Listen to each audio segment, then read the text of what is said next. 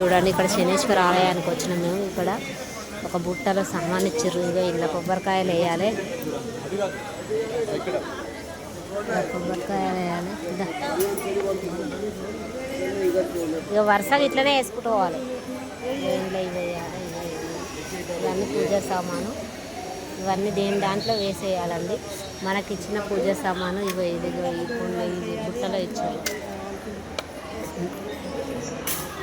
చూడండి గుడి ఎట్లుంది చూడండి ఒకసారి. శనీశ్వర ఆలయం అనేది ఇది షిరిడి సాయిబాబాకి 70 కిలోమీటర్స్ దూరంలో ఉంది. చూడండి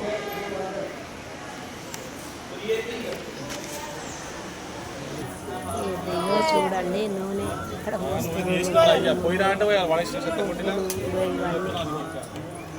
ఇవన్నీ ఇక్కడ పోస్తున్నాం. చూడండి ఫ్రెండ్స్, అసలు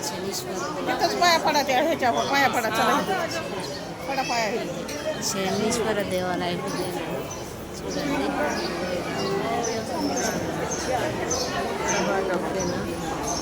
గుడి వాతావరణం ఇట్లుందండి.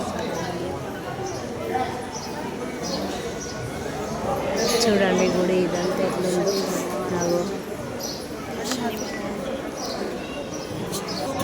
చూడండి ఫ్రెండ్స్, ఇదే శనీశ్వరుడి దేవుడు.